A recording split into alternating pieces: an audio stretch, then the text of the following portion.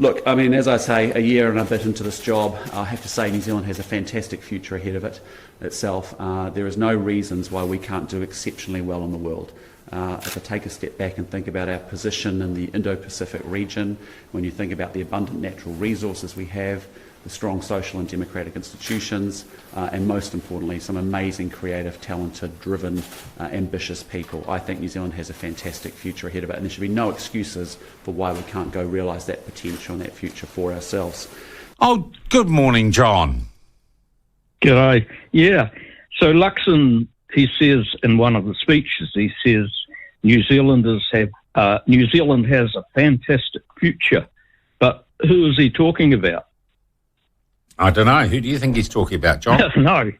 Okay. I know who he's talking about. Well, for instance, there's a university student at in Christchurch, and he's from Afghanistan, and he's building developments, and he says that in a house at a good location. John, can I just stop you there? John, you ring up every morning. Go ahead. John, listen to me. You ring up every morning and you're not necessarily in tune with what I'm talking about at the moment. Every morning you do this. John, can you just listen to me? I really mean this seriously. Yep. Are you lonely? Oh, come on. No, I'm serious, John. No, it's just I've got an issue that's at odds with what John, you've got an issue. I don't disagree with that, mate, but this is every morning and I'm worried about you. No, you don't need to worry about me. Okay, that's fine. Goodbye then. Sean, what's happening in Britain is Orwellian. We must fight the suppression of human rights and free speech. Good on you. John is our most informed caller. Let John speak. A Canterbury University student with several property developments already under his belt plans to ramp up his multi-million-dollar empire when he graduates at the end of this year. One Roof reported Paiman Naziri, 23, is studying full-time while running a multi-million-dollar property development firm. When he was 18 and in his final year of high school, Nazari completed his first development. 3 4-bedroom townhouses in a new subdivision. The properties sold quickly, allowing him to move on to his next project. One Roof reported. Nazari, who now runs PRA Developments, said the first project was a bit difficult. I didn't have any knowledge of construction or real estate, so it was a bit difficult, he told One Roof. PRA Developments has now built 14 units, including a major development with 2 to 3 bedroom townhouses on Cashel Street and homes near Christchurch. New $683 million Central City Stadium are set to hit the market this month, reported One Roof. Another of his big projects, a block of 11 two-bedroom townhouses on Division Street near Westfield Riccarton, is due to be completed in October. Nazari told One Roof his family had given him a lot of support, but he is running the company. I've been managing it since day one. I'm taking care of basically everything growing the business. Nazari said he has always been interested in property and construction, so moving into property development was a natural fit. That is why he chose to study a 3-year Bachelor of Commerce degree. I'm kind of mixing theory with practical, he told One Roof. At the start, it was hard planning full-time study with work, but with good planning and discipline, you can do it. The company is focused on developing new build townhouses, and Nazari said he was very specific about what locations the company builds in.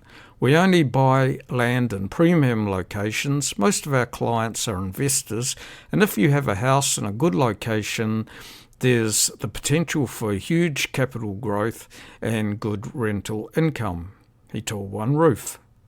Nazari moved to New Zealand from Afghanistan in 2018.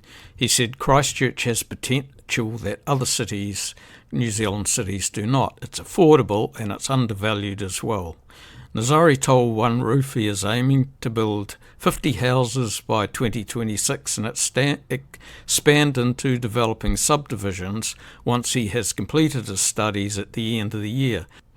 Ray White, Christchurch agent Ali Ahmadi, who moved to Christchurch from Afghanistan in 2010, told One Roof he met Nazari at an Afghan gathering in 2023.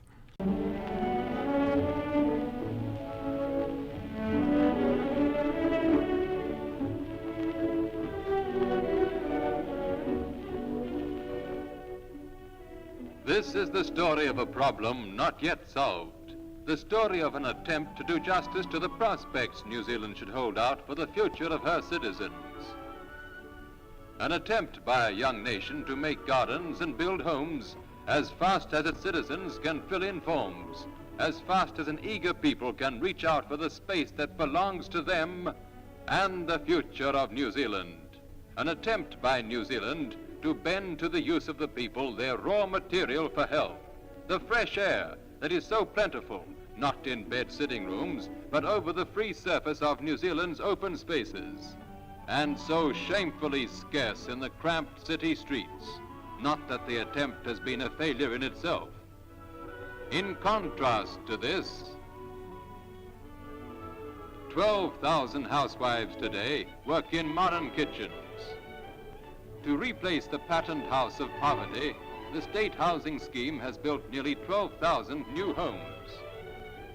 To fit the sometimes awkward shapes of the New Zealand landscape, expert architects have designed a host of model houses open to sun and air, each with its character, standardized in detail for economy, but each one planned separately so that owners can say with pride, "This is my home." One of the country's biggest banks has posted a massive profit.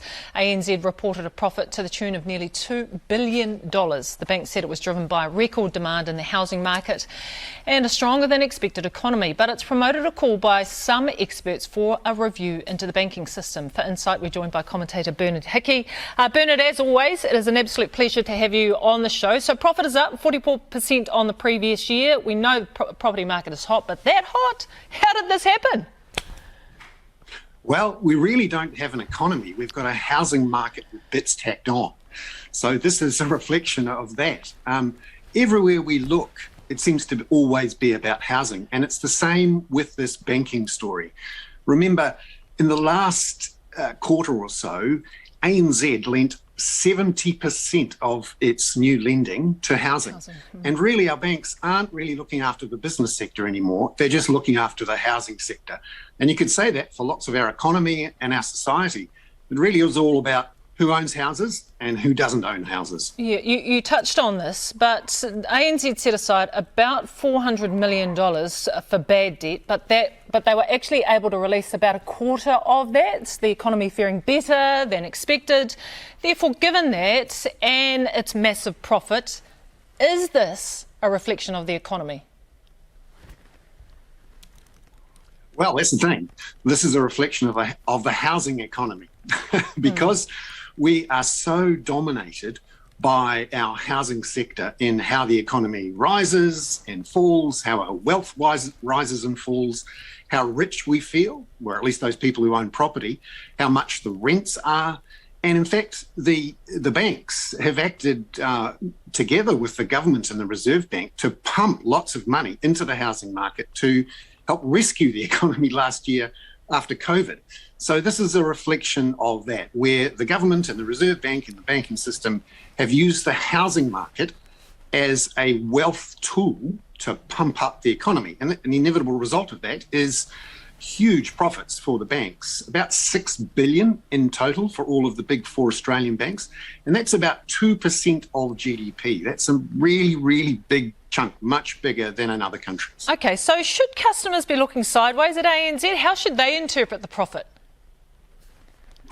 Well, they should interpret the profit as the banks making out very well from the housing market too, just like me as a homeowner. But if you're not a homeowner, it just reinforces the question, what is this economy all about? Is it here for homeowners?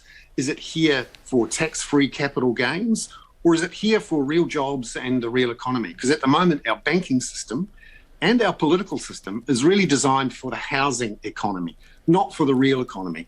And the same with our Reserve Bank. It really doesn't have much choice now but to use the housing market to pump up or try and slow down the economy. All right. Okay, I'm in trouble now because you're all saying I was mean to John.